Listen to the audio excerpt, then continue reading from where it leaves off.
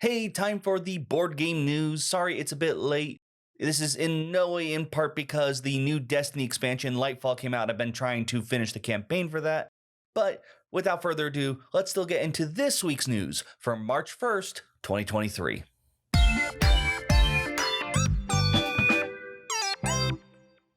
So the first few stories I'm going to talk about will be probably a bit quicker than normal. I think they'll probably be important to some of you to learn, but I don't know how much I have to say on them. First up is from Mindclash Games. They have made a bunch of games, mostly as far as I know through crowdfunding projects such as Voidfall and Perseverance. They announced that a game that they actually talked about a long time ago, Transhumanity, will no longer be made. If you haven't heard about this is a game all about pretty much a dark, strange dystopia and you trying to use technology to make your way in, as the name sort of suggests, evolve beyond humanity.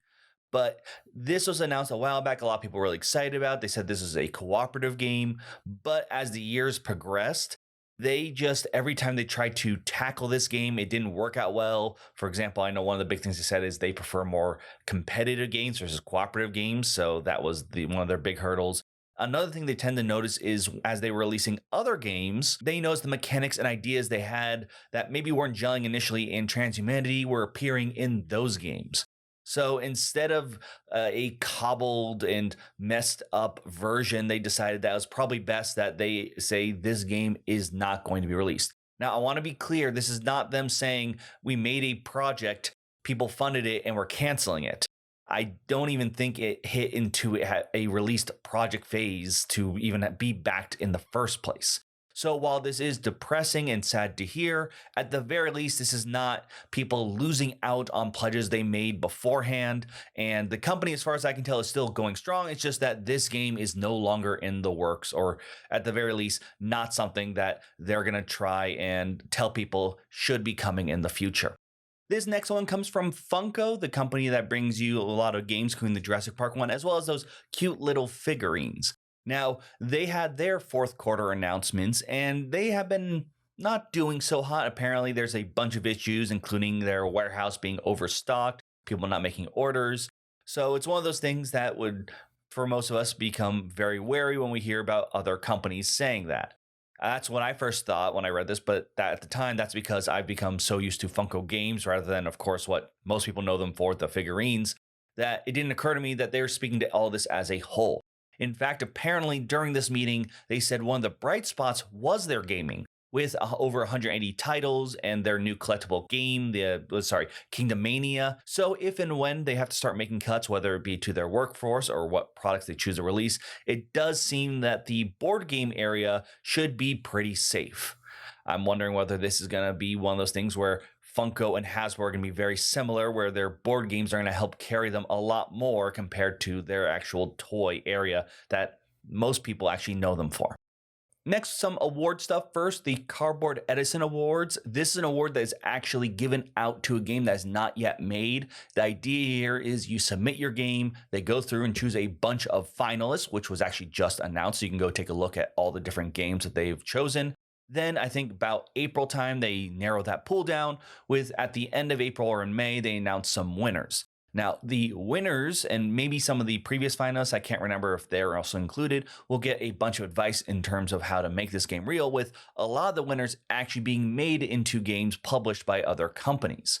So this is a really cool award system for those who are looking for maybe the not as mainstream games and maybe where the diamonds of the rough come from. There are tons of finalists, so you can go check them out and see what cool ideas people are coming up with. Next up, we have the S.T.A.L.K.E.R Awards. These are the biggest French board game awards given out. For 2023, the overall winner was Acropolis. This is a tile laying game. A lot of people talked about it. I have a review if you want to know more, but there's some other awards given out as well. Arc Nova took home the award for the expert game, and Challengers won the intermediate, or I think advanced might be the correct way, award, with the Kid Award going to Flashback Zombie Kids. Now, I have not played Flashback Zombie Kids nor Challengers, but I can say I've done reviews on the other two, so you can see my thoughts fully there. At the very least, they're definitely worth checking out if you're looking at them and they sound like there's something up your alley. Watch my reviews for all my official thoughts, and at the very least, see if it's worthy of a space on your shelf as well as the award. Now we need to get to a more serious and messy story, and that involves Wyrmwood Gaming. This company is not known for its games, but rather the accessories it makes for gamers, in particularly board game tables. This is a company that I often hear come up a lot whenever people are asking, where do I start and where should I buy a gaming table? But as of now, this may be one you want to be more careful about, as things seem to be pretty messy behind the scenes as well as sort of in front. This all started apparently a few years ago. There was a sexual assault that happened on the company premise. I don't know the exact timeline. I do just know, judging by how people and the facts people are saying, it seems to have happened a little while ago, but I'll explain a bit later why we're talking about this now. So the assault happened, and from what I can tell, two other people, not the victim, went to report this to higher ups. We know a lot of this because one of those people, Andy Morocco, has posted his side of the story on Twitter just recently. Now, apparently, you would assume that if you heard about this, you'd try to, help the person who was attacked and try to, make the place safe again. But instead, Andy says that he was later called up by the CEO to talk privately, where he was promptly fired. And he also explains why he didn't talk about this till now is because he was looking into taking legal actions. Obviously, being fired for reporting assault, not something that sounds so great. And according to him, other employees were actually being harassed and threatened not to bring up the assault and talk about it publicly. But a tweet was released just recently, about near the mid or end February, which sort of brought this all to light and why he's talking about it now. Now, Wyrmwood has made their own responses, and this is why I'm being a bit more, or at least I'm a bit more confused about it, is I can't say too much of what they said because they actually pulled down their initial responses. Apparently, they had a big document as well as a video explaining their side of the story, and from what I can tell from people's responses, it's a really bad response from them. Apparently, they said they didn't know about the allegations. And also, from what I can tell, a lot of people are saying it seemed that almost tongue-in-cheek and mocking the situation. Pretty much the exact opposite way you want to handle something like this. Well, apparently every step is the exact opposite way you want to handle something like this. They have since taken down both of those and put up new responses, but it's not enough that even though I haven't seen it, that we're already seeing a lot of backlash, not only from customers, but companies that have worked with Wyrmwood. For example, a non-profit company, Take This, that usually works with them, has announced that this is not the kind of company we want to work with, and this is how they react to this, so we are no longer dealing with them.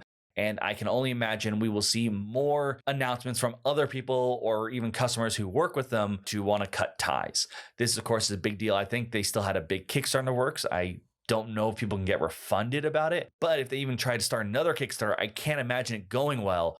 Even if they fire everyone who was involved here. I think they lost a lot of goodwill. This is not the kind of thing you want to hear about. We'll have to see what happens, of course, in developments of what's happening with the Kickstarters that are already funded, where they try to do some new stuff. But this is probably a company you want to be a bit more wary about as of now. But for things you do want to hear about now, we're going to talk about some quick announcements you'll probably be interested in if you like anything tabletop related. First up, Awaken Realms just did a video announcing a whole bunch of stuff. Big one in particular for me is Nemesis Retaliation, which seems to have you take on the role of Marines, almost like an Alien 2 kind of thing going on. Very excited about that. Then there's another game, Ethos. This is one that I know a lot of people really enjoyed and liked. It is getting a new reprint from Space Cowboy with the title Archaeos Society. So that is one I'm sure a lot of people are going to be excited about. Next, though, is not technically gaming, but it's for all the RPG fans out there. Critical Role's Matt Mercer is actually going to be on a different role-playing show. This one is Dimensions 20. He's going to be judging by what we can see so far, the DM for the game. We don't know what the RPG is, but I'm sure fans of both are very excited. We talked a little while ago about some of the sets Unmatched we're going to sort of put in a vault for now, one of them including Bigfoot. Well, apparently they are not done with cryptids, as they announced a new special set of Unmatched. This one's called Unmatched Adventures, in which it's actually designed that you can take unmatched characters and fight them against a big bad, one of them including Mothman.